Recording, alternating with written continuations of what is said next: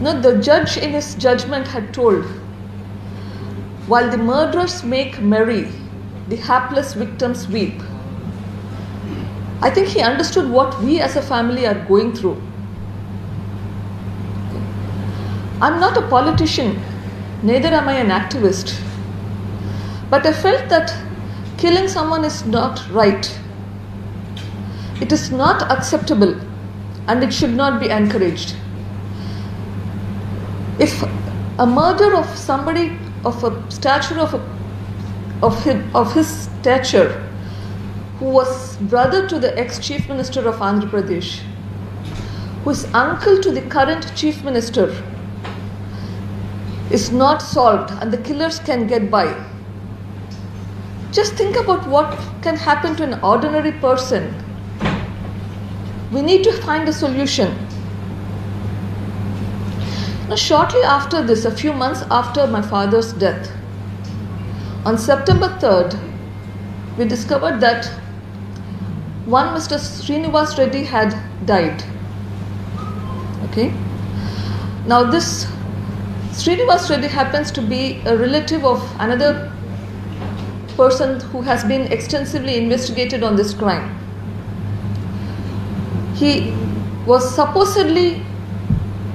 apparently died, according to the news, that because of consuming organophosphorus compound, Senegagulikelu.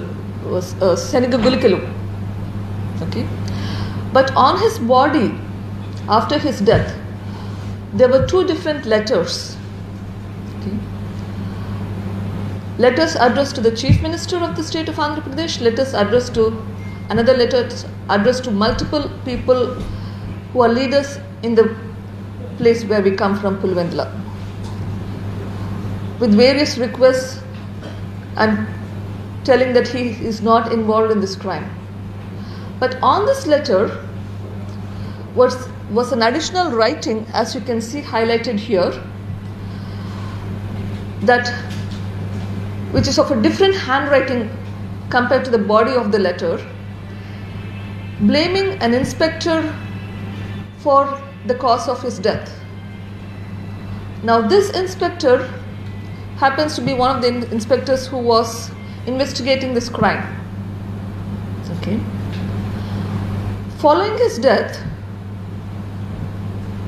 when the postmortem was done, in the postmortem report, there was no contents in the stomach. That could have been just because of the washing of the stomach. But there was also blood between the liver and the right kidney. A hematoma was described. Me being a doctor myself, I can understand that you don't get blood between the liver and the kidney by consuming poison. It does not happen. There has to be a trauma. So how can a person who is consumed poison have trauma? So that led to my suspicion that this is a murder, as has been represented in my court petition as well. Okay, and I believe that this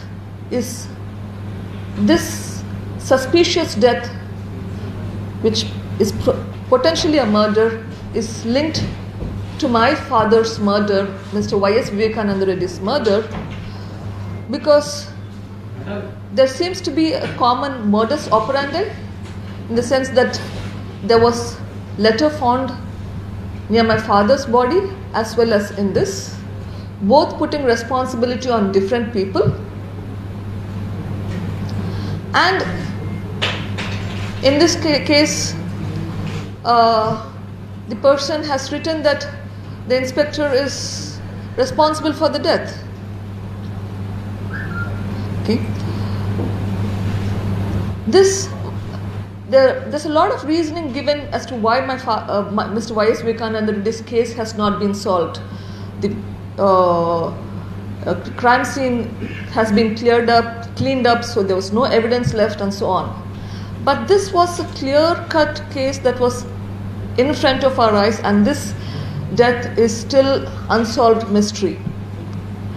I fear that how many more witnesses may die from various causes or may be hurt from various reasons, the longer the investigation is not done, I am afraid more and more people can be hurt, either physically or financially or whatever be. I'm also afraid that can lead to witnesses not turning up. It has been over 2 years since the murder. How long do we wait for justice?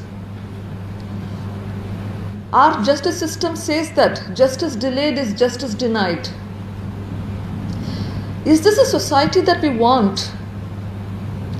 I would like to believe that if we solve crimes, we can set an example so that such events will not happen. I would urge each one of you and all the media friends to help in fight against crime and injustice for a better society. Thank you.